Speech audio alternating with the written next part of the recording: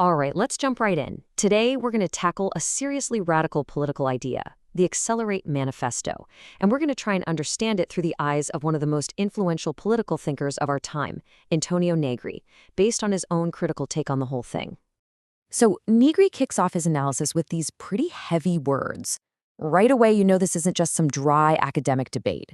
For him, and for the authors of the manifesto, our entire future is literally on the line.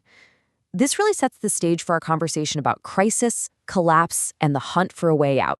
So, why this feeling of doom and gloom, this cataclysm? Well, the manifesto starts by diagnosing what it sees as a deep sickness in our society, a complete and total paralysis of our political imagination, something brought on by decades of neoliberalism. And the critique here is frankly brutal.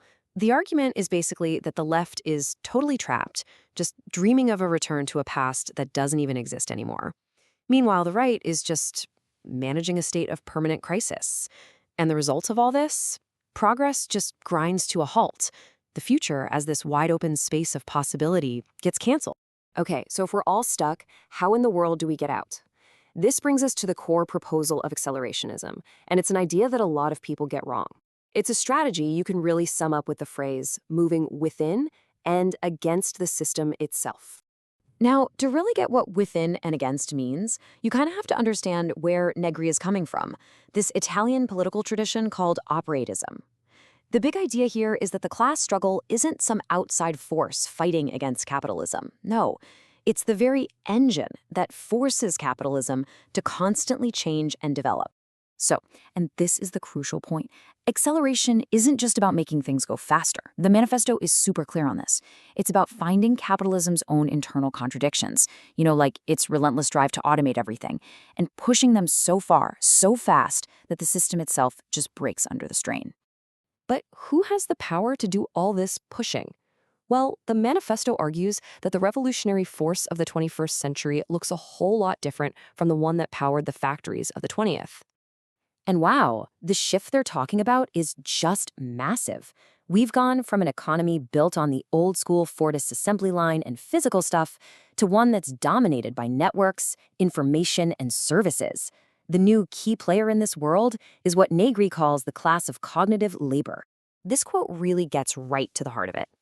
This new class of workers, we're talking designers, programmers, researchers, communicators, the whole lot, they create immense value. And yet, according to Negri, capitalism depends on this power, while at the same time actively holding it back and devaluing what it creates. Okay, so if this cognitive labor holds the key, what's the actual plan? How does the manifesto propose we turn all this potential power into a real strategy for change? Well, it all starts with reclaiming the tools of production. But what even are those tools today? The whole idea of fixed capital has totally expanded. It's not just about factories and machines anymore. Nope. Now it's the very infrastructure of our digital world, the code, the platforms, the data, all the collective knowledge that makes the whole thing run.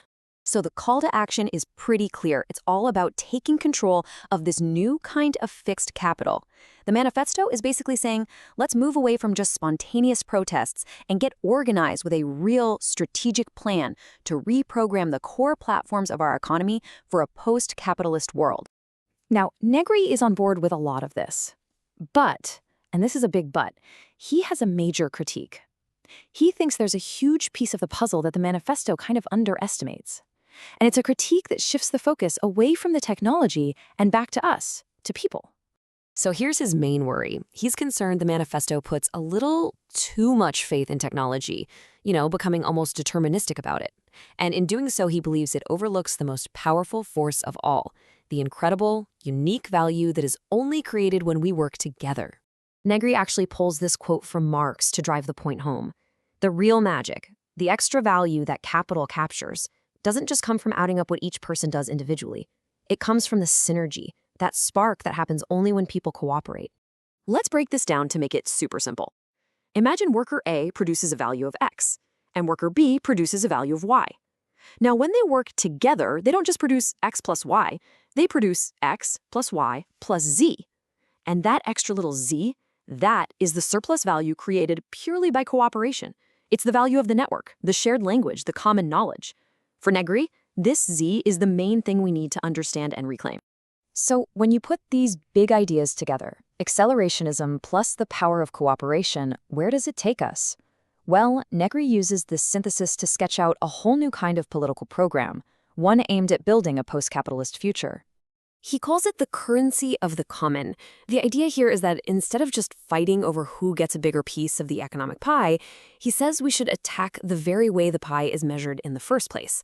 In other words, rather than just arguing about who gets more money, let's challenge the whole system that says money is the only way we measure success and contribution in our society.